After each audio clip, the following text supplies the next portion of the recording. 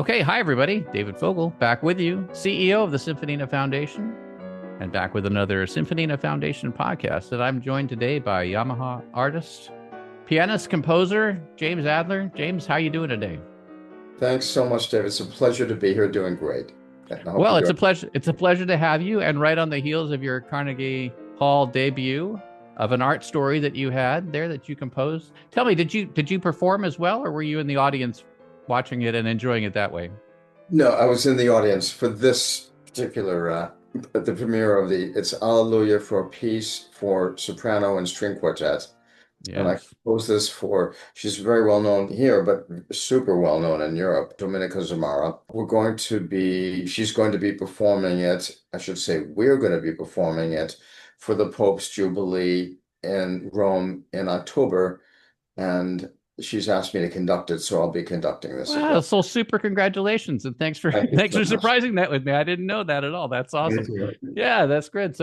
Okay, well that must take some planning then. I mean, you got to make sure everything is going to go like you're putting a rocket ship up in space and you want everything to go exactly right. That's always my goal. But there's a funny thing when you're on stage, things tend to happen. It doesn't, the rocket ship may veer a little this way or that way. True. Hopefully, we can keep good control. But the Carnegie, the officially Wild Recital Hall at Carnegie Hall, it was a very exciting premiere with the Leonard Quartet, string quartet, and a very strong audience response.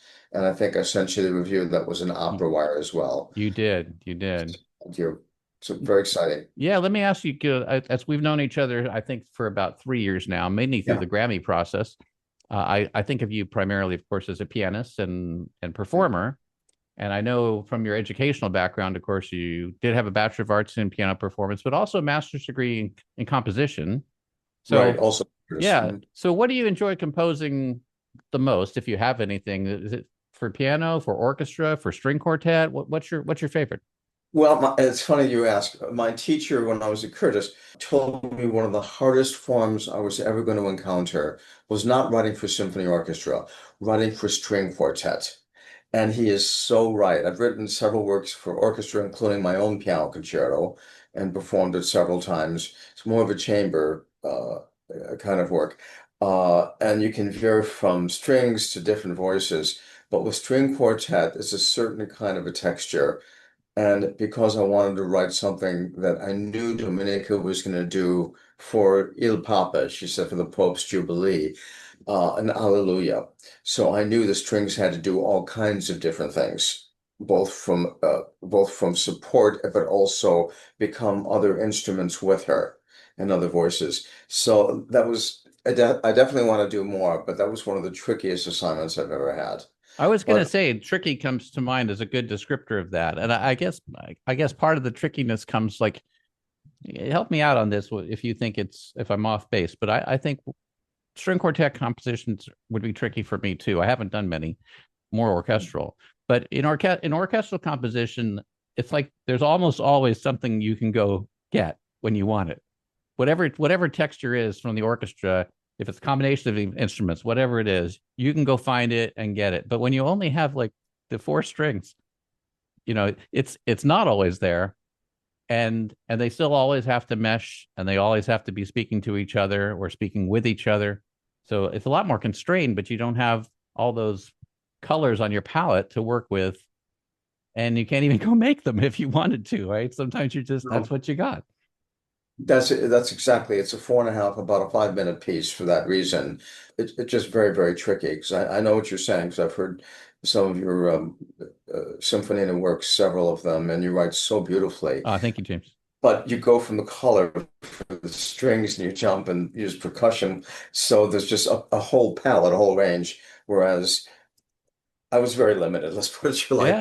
Yeah, absolutely. But Dominica also has a wonderful, beautiful bottom range too. Hmm. So occasionally I had the violin and cello up yearning and I put her on low B flat. Ah, So I got different colors that way. that's excellent. Now, do you have that in mind, like for specific performers as you're writing a piece like that? Would you Yeah. do that in general if you didn't know who the vocalist was going to be, or how would that affect your composition? That does affect the composition because I knew what her strengths and what her expressive range would be. And I definitely wanted to write something that's suited to her. Yeah. And how So about in terms of the technical difficulty for the accompaniment for her, if we can call it accompaniment, it's really more than that. But is there anything there where you check yourself and you say, well, I don't know if someone is going to be handling this as well as I want him to, and I'll write it simpler. well, I have a good friend. He's concertmaster at Quo Orchestra. My husband plays in this orchestra as well. And I wanted him, and at Curtis, I did study violin and a tiny bit of viola, so I learned how to do my own bowings, Hmm. only to find out that I was told that whenever I do my own bowings, they're going to throw it out anyway That's what and I've do their heard own too. thing. Yeah. But I wanted a gritty sound in the beginning, and it's marked piano, and I said sweetly, and I had two down bows, yum, ba, and Fong turned to me on the phone on a Zoom conference. He says, James, do you really mean it to sound? He took the violin. I said, Mm. no. He said, put it's like demi legato, but a slur so that they don't retake. And that was exactly the right thing. So, yes, I had to rethink things because I thought this would be lovely. And on the strings, it would have been, even on a piano, it would be a forte to the rest of us. And the Yeah. wrong kind of an opening for her ethereal Alleluia that opens on a lower range. So definitely I had to rethink Yeah, it's and outside. it's good to bounce stuff off of other people too, even when we know we're right about something. Being told we're right is not bad either, right? I mean, it's okay. Being told we're wrong is good too. It's like that's informative, but being told you're right Mhm. is a confidence booster too, and just reassess. If we're not, especially if we're not a string player ourselves, as you said, you've That's taken right. string. That's great. I think, as you may know, I had violin lessons for 4 months just to have an understanding of Oh, what you what it would be like. Then I like, no way am I going to put more time into this. I have so many other things that I need to actually try to keep up on that's not going to help. But I at least have and a the hard concept. the hard thing is also that you have so much. I know you're writing it's beautiful sounds and beautiful melody, and you take a violin, and that will automatically make you very humble that you and I are hearing beautiful sounds here. And I thought, sounds like scratching. I know cat's dying. I know. I I, think I the go ahead. I had 2 years of study while I was at Curtis, my master's, and no, it didn't get better.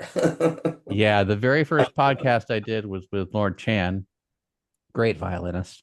And I believe I remember her saying that it can take, 3, 4 years really to develop tone the way you want it to be. And I guess for some people, maybe longer, for some people shorter, but it's not something you're going to get in 4 months. So No, no, not at all. But you get a feel for the instrument, yeah. and as far as running on, when they say no, put it on a lower string higher, Mhm. that took me longer to realize. If I wanted to get something higher up with a guttier sound, a grittier sound, then I put that on that violin 1G and then just score it up there. But having my hands on the instrument did help, and even in 4 months, I'm sure you picked up some of that as well. Yeah. And also what's feasible for double stops and what's not, and what's easier for tremoloing, or maybe some things like that, what's, or opposed to what's not.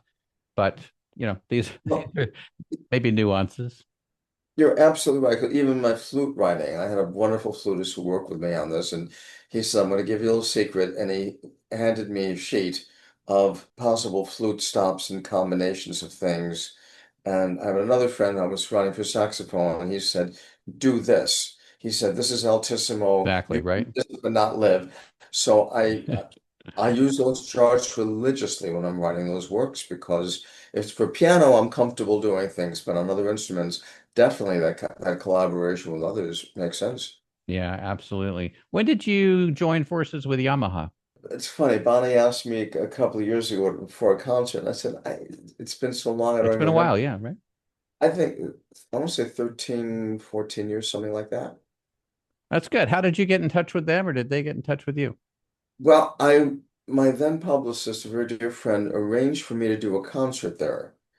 And it was the most gorgeous instrument that I'd laid my hands on. And I had heard another friend had just signed with them. And I said, I should ask you after this concert to stand. Is it possible to become a Yamaha artist? And he said yes. And then we had another meeting. And next thing I knew, they added me to the roster. But they really support their artists. Yeah. They really do. And if I have a big orchestral date, it doesn't always work in New York. But if it's a hall that's receptive to receiving an instrument, Yamaha will send my favorite piano, 9300 out. Hmm. It's a light action, it's very bright, so that I know I could cut above an orchestra if I need to. Yeah.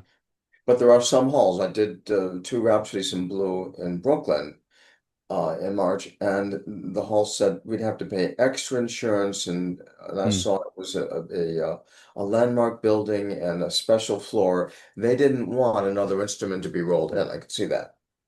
So in a case like that, Yamaha just defers and says you play what's there then. Yes, yeah, they understand. When I'm able to get a Yamaha piano, I would do it. I'm a long time friend, and I haven't played with him, and I think it's almost 8, 9 years also.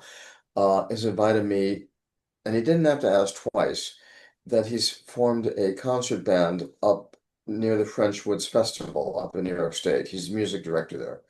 And Brian said they want to do a concert series with older members of the armed forces in DC Hmm. who play and want to play. And he said, you can come on up maybe in September and form a concert band there. So he said, would you be up for doing Rhapsody in Blue? And I said, for the original concert band version, hell yes. I'd jump at that chance Yeah, yeah, because even pianistically, with a tubbier bass and bottom, I'm able to do more percussive things on piano than I yeah. do with strings. So I love that kind of collaboration. Now, when somebody says, "Hey, September's a month and a half away, whenever that is in September, right?" Do you get to practicing Rhapsody in Blue, or do you just know it at this point? I mean, it's a I tough know, piece. I know it. It's not an easy piece, but I Yeah, just played it, worked it up for March, and we're going on vacation a couple of weeks. But I'm digging into it again, just to keep it in my fingers a couple of times a week, so that by the time and if August rolls around, I want to be able to be at optimum yeah. performance. Yeah, When it's performance day, do you do anything different than you do on any other day, or is it just another day? for me, I like to sleep late. I'm generally. I'm going in my I'm going Well, into my that's a good strategy. I like that. I'm going into my 39th year as a university professor. I don't know how many more years, but it's year by year now, so I'm taking it. Sure. I have to get up earlier, but Scott and I are by nature we like watching Golden Girls reruns till 1 in the morning. So, All right. but anyway, I on a concert day sleep a little bit later and some light action, nothing too heavy at the piano. Because I remember I had a then manager in England, and I said, I have to practice a couple hours. And he turned to me, and I was about to play Wigmore Hall, my debut over there, and I'm sorry, Royal Albert Hall with orchestra. Oh, okay. And he said, James, if you don't know it by now, you're not going to know it. So just relax and you got a point. So Yeah. then I started cooling it. Yeah. There is a thing about that, isn't there, where you kind of, especially if you happen to miss something while you're practicing right beforehand, then there might be this seed of doubt that gets into your performance, right? So Just right there, and you remember it during the performance. yeah, Exactly. yeah. Well, so okay. James, you're very prolific. I think you've produced 11 albums. Produced, Yeah. I mean, they're yours. So you you And they're- then you've not created not them. all not all of them. My music's been on I think two albums. Several friends have recorded my Oh, things. okay. But of my own 9, 10. But I mean, I have producers. I'm not able to sit and say, to the recording engineer, if anything, I want them to tell me Right, this has okay. to be Yeah, yeah. done. I guess I have an unfair question for you, but here it is anyway. But Which one's your favorite? which album Yeah. is this one? Yes, you're right. Am I supposed to say they're They're like all my favorite. I know. No, which one is your no, favorite? no, no, I'm saying I'll answer. They're like children. They're all my favorites. Yeah. But there are some definite preferences. That's right, exactly. Some have strengths. My age record, Memento Mori, was my first recording, so there's something Yeah. about that. But I wasn't producing it. I was basically a guest and allowed to listen and give some input. So that in some ways I feel that isn't even mine. That the record label, whatever. But then I went to the record label to Susan Bush at Albany Records and said, I have an idea for a piano album. And that's Syncopated Rhythms. Ah, And yeah. that's the one album that seems to still go all over the world. That's Um, great. When Truly you're from the when heart. yeah, when you're doing performances, do you look to try to How do you do that? Actually, let me ask the question. That's kind of indefinite here. Let me see if I can focus it for you. When you're going to do a performance or you're thinking about what you want to perform, do you make suggestions to other people about what you would like to perform? Do you wait for them to come to you to say, we would like you to perform XYZ? How does it work for you? It really depends on the presenter. If we're talking orchestra, they usually have a concerto in mind. Hmm. Although one of my managers just asked me today, he said, "What pieces, concertos do I have for wind ensemble?" So that was kind of fun, and I have a few choices because Scott adapted for me Rachmaninoff 2, which I performed. Wow. Okay. So Rock 2, he's finishing up the Grieg concerto also for me. Hmm. My own Allegro scherzando, which is taken from my piano concerto. It's about 10, 11 minutes, Okay. maybe nine if it's orchestra goes, if the band can go fast enough. So a shorter Okay. version, something like that. So I'm pitching four of them, and hopefully, if they like one, this is other than Rhapsody in Blues, so which is good, which is good. Yeah. But as far as solo repertoire, David, for the most part, I did a concert, benefit concert in June, and the presenter is a longtime friend, and he had definite ideas of what he wanted me to do because he knows his audience. Right. So he said lighter things, and I took Maple Leaf Rag, and I said I do this in two versions. One that's approved, the original Sedalia Missouri, and the other, which is fast as hell, Hmm. when I went to New Orleans. So I say to audiences, I do this as an encore. Said music students, don't try this trick at home. It's gonna really make your teachers angry. Yeah. So I'll do that. And he wanted something like that. And That's good though. I like that. so they will sometimes give guidance on some composers. Almost always, they will ask me to play something of mine. Yeah, that's nice. Yeah, which I like to do. But I can also tell you there are also presenters that have said that won't go over the new music with audiences. Can you stick to X, Y, and Z? Interesting. Okay. Yeah, and then I respect that because they know their audience. Right. Yeah. Right. I think ragtime, I love ragtime music, and I think Yes. people who do like ragtime music appreciate it for not only the fun that it is, but the technical difficulty that it presents. And a lot of times, I think listeners may just get uh, kind of overwhelmed, I guess, with all the left hand movement and everything, and not recognize like, dang, that can be really technically difficult music to do. So I bring back ragtime. I'm all for it. Exactly. With the Maple Leaf Rack, for instance, that and not the final trio, the penultimate trio, with those hands leaping. Yeah. That's an opportunity to miss as many notes as you can miss in Mozart. That's so Yeah. visible. Yeah. It's every bit as hard as Mozart, I have always found. Yeah, and then you remind me, like, you don't see that in a concert hall, but I remember, and maybe we should, but I remember really the people at Disneyland as I was growing up were playing all this stuff, and like, Mhm. oh my God, these guys were so good, and So good. making it look so easy. And I don't know if I started piano when I was 5, so I had some appreciation for what they were pulling off in front of me there. I'm like, dang, that's so good. So Did you yeah. do you play ragtime, classic ragtime? I have, but at like not at your level, James. At my level. So I've only Well, been playing for 50 years, but not like, thank 55 you. now, but not like you.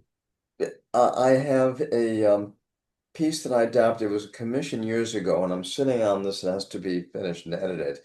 But I scored the Maple Leaf Rag and the Entertainer for two pianos, Okay. and a lot of fun. So two pianos, four hands. It could be a lot of fun. That would be awesome. Yeah, yeah. I'll send it to you. Maybe we can. Yeah. I'll be happy to take a look. And you give me an idea. Why not have Ragtime Symphonina too? We could have movement one is the Maple Leaf Rag, movement two, and whatever, finish with the Entertainer, or start with the Entertainer, finish with the Maple Leaf Rag. A few Mhm. others in there. I think that could go really well. We'll have to see about that. I adapted years ago. I had an opportunity, and I worked very fast and very hard for the Chautauqua Symphony. But I took some of Joplin's music, and I called it the Classical Ragtime Suite. Uh-huh. And the short vignettes, and the whole Yeah. thing is 10 minutes. but it is Joplin's music. That would be great. I think that we'll talk Orchestra. more off air about that one, I think. Absolutely. That's James, what else besides going to Europe and conducting your piece do you have planned for the rest of this year? I have one of my favorite albums called That Star in the Picture. I know we're not supposed to say favorites, but that came out, I think, 23. I took some of my theater music and adapted it for Albany Records for a release and got some amazing talent to do this. And I want to do more of that. So I took from my Age Requiem PA and I scored that for, I think it's 5 instruments and mezzo-soprano. And the same lady who performed on my Age Requiem in '01, Victoria Livengood, famous singer from the Met and other places. Okay. So she came back and sang it, the new version, the chamber version. She sung Nice. it. And another wonderful, wonderful artist, Shana Farr, recorded That Star in the Picture, a piece that I was asked to write for Marnie Nixon, believe it or not. Hmm. The famous voice behind My Fair Lady, Audrey Hepburn. So Shana did a new version of this on recording, and she gave me an idea of maybe doing a lullaby for her. So I want to work on that this summer when I have time. A lullaby for cello and for soprano. And that sounds good. And Victoria and Dominica asked me to take the Pieyesu and if we could score it down for organ and her voice, which a friend of mine who's a master organist, he did a version. So she's planning on taking that around to perform. And I asked her, I said, if you perform it in America, she says, oh, she said, I think I'm going to be performing in Milwaukee. I said, let me know. So, it's all good. More listening, yeah. Yeah, well, okay, you have a lot ahead of you then. Yeah, thank you. And recital April, I'm playing in school, and up for a couple more recitals, and Rhapsody in Blue and a few other things. exactly, Yeah. exactly. Rhapsody in Blue is September 6th, or whatever it is, the Friday or Saturday after Labor Day. Long as you know the right day on the right day, everything will work out fine. Exactly. If you tell me like Thursday through Sunday, that's all I need to know, and That's exactly right. James, if people want to get in touch with you, what's the best way to do that? They can get in touch with me through my website, which is Adler Oaks Music. Okay. They can find me there, or on social media. I'm on Instagram, LinkedIn, Facebook's the easiest. James Adler Music or J Adler Music, they'll find me. Yep. That's how I found you.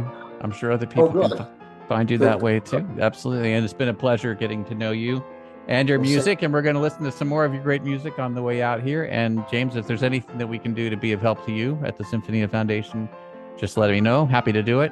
Thanks so much for your time with us. Many, many thanks. An absolute pleasure to finally meet you in person. You too.